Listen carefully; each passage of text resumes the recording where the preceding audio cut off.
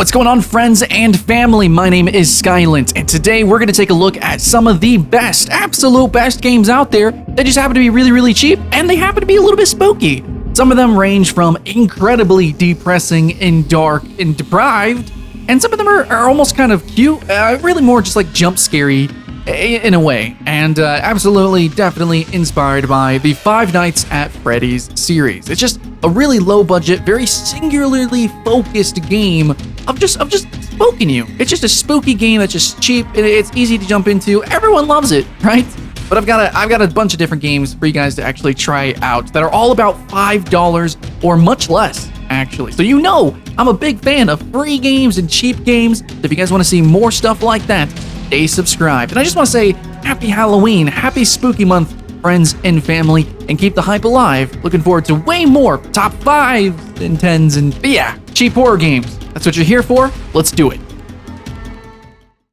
Okay, friends and family, this is actually a top 5, and we are going to be starting the list with Doom 3. Kind of an oldie but a goodie, and one that was actually really overlooked, and I think especially on PC. But for like $5, you actually get one of the most engaging, I think, cooperative horror experiences. And it's a very different from Doom 1 and 2, and especially the new 2016 Doom. But Doom 3 as a slow sort of corridor crawler was actually really, I thought, great. The whole flashlight mechanic, divisive, polarizing, but in the end, Doom 3, as a cheap budget horror game, oh, absolutely.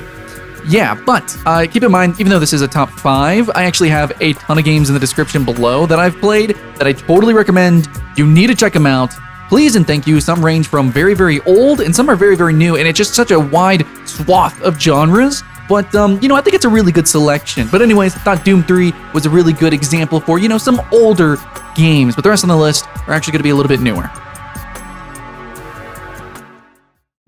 Okay, so number 4 is one that I think a lot of people in my Discord wouldn't like that I put on here, and it's called Daggers. So this is a game that I think is uniquely horrific, not just because of the visuals, but because of its gameplay. I think an even cheaper game is a game called Swarm Lake, which is like $1, which is similar, but Daggers is just so aggressive. The monsters are so intense, and the requirement for aim as well is much more intensive. So mechanically, horror games aren't generally very fast-paced, and the monsters themselves aren't exactly the most aggressive. Generally, horror games are very slow and crawling, just like Doom 3 to an extent, even though that is actually more on the aggressive side. But Daggers is to the insane degree. Now, it's no Quake, I understand that, it's no Unreal, but to those extents, I feel like those games in Doom 2016 are much more action versus horror, but Daggers is sort of in my opinion, either a middle ground or a merger of both action and horror. So, do you agree? Do you not? Let me know in the comments below. Okay, number 3, I've got a game called Rake. And as far as I can tell, Rake was kind of like the one of the originals of this sort of concept. There's a game out there that looks a little bit better and is actually more well-reviewed called Bigfoot. But Rake is the one that I play, and it's the one that I have fun with. I really enjoy playing this. Also, whenever I've played this, I've actually played it on dates. I'd have a date come over, and I'd have them actually use the mouse while I use the keyboard, or vice versa. And we kind of do this weird co-op thing, but you can actually play this multiplayer. It is actually co-op online. But anyways, Rake is a game where you're actually hunting the monster as it hunts you. You have to use cameras that you place around the little park, at night. It's pretty spooky. And then you go out and you try to hunt it, and you try to get different things and stuff, You just kind of go and explore. There's really not too much to the game, but it has some great, will force you to scream jump scares. And also, as a game, as gamification goes, it's pretty cool that you also hunt the monster at the same time. All right, number 2 on our list is a sort of walking simulator, platform, puzzler kind of. It's called Reveal the Deep, and this was actually one of the first budget games that I ever bought. I used to think that, $1 games, especially because of my experience with the mobile market, I was like, oh man, the cheap games are just cheap, they're just stupid. But Reveal the Deep showed me that even though it's actually very mechanically simple, it's a very simple and very short game, these games, they're pretty freaking good, okay? So Reveal the Deep, definitely more of that atmospheric style of horror, and there's going to be some jump scares as well, and I think you're overall going to enjoy this game, just like I did. But, I just I just gotta say once again that, you know, Reveal the Deep was one of my first cheaper games. And actually, I've done lots of lists of like my best $1 games, like, you know, the coolest $5 games, which like a number that are in the description as well as in this video, have, you know, they were actually in other videos highlighting them because they're good games. They're just good games, period. Of course, also being good, cheap horror games. But yeah, Reveal the Deep was the one that kind of opened the floodgates for me, and hopefully it can do that for you too. Yeah, this game is creepy, and it totally is a horror. Mechanically, it is a horror. And some people like, you know, don't like defining horror. Like, I just want to rant about that a little bit. You know, horror as a genre, if you try to find it in movies and stuff, it's like impossible. It's like, what is horror? And it's always so biased. You know, what scares you might not scare someone else. Some people might not even consider something scary, but they breathe.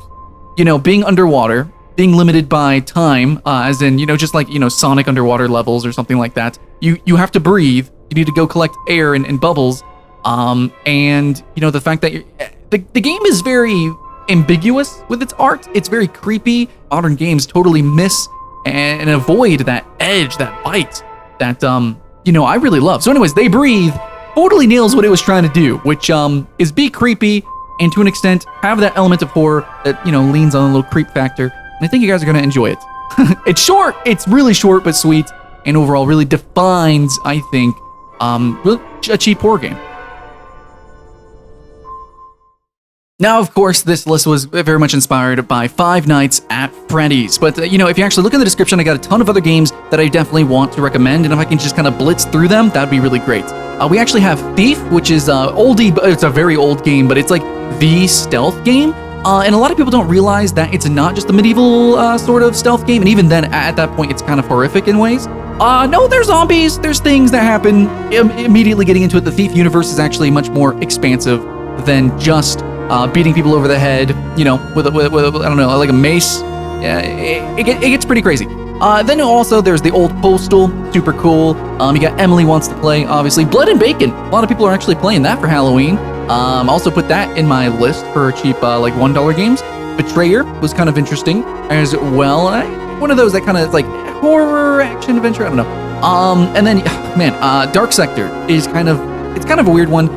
Some people don't like Dark Sector because it's not Warframe, but Dark Sector was the game that the Warframe developers actually made when they wanted to kind of make a game like Warframe, but you know, the publisher was like, no, you're gonna make a game like this. Dark Sector turned out like, actually, I think okay. I think it's kind of a cult hidden classic. Might want to check that out. And of course, Killing Floor. And then finally, the one I want to talk about is I Have No Mouth and I Must Scream. It's cheap, it's old, the graphics are incredibly harsh, the story, the moral, this is the singular most depressing piece of literature I think that has ever existed, and as a video game, it's pretty freaking rough, okay? Especially with these visuals. It's, I'm pretty sure it's global horror. Like, I don't think anybody could say that this isn't a horrifying, you know, point-and-click adventure game. It's hard to even say adventure, you know, because that has some context. But there's actually a lot of point-and-click horror games out there, or creepy games, so if you have any favorites, let me know in the comments below. But yeah, I just wanted to say that. I got a bunch of games also that I didn't even mention in the description as well. Check that out. And I'm sure there's going to be a bunch in the comments. So yeah, thanks so much, friends and family, for watching my quick little video on cheap horror games. I want to do one for free to play, and I don't know. We'll do ones on, like, I don't know. Oh, I know. Here's a cool list. The most scary non-horror games. How about that? Would you call it Don't Starve? Minecraft. Minecraft, definitely. I'm sure there's a bunch. So, you know, I got a lot of ideas. Support me on Patreon so I can get those out, or you can donate one time, or just, you know, comment, like, and all the other YouTube stuff. Thanks so much for watching. All I can ask is that you have fun and keep that hype alive. My name is Skylent, and I'll see you again next time.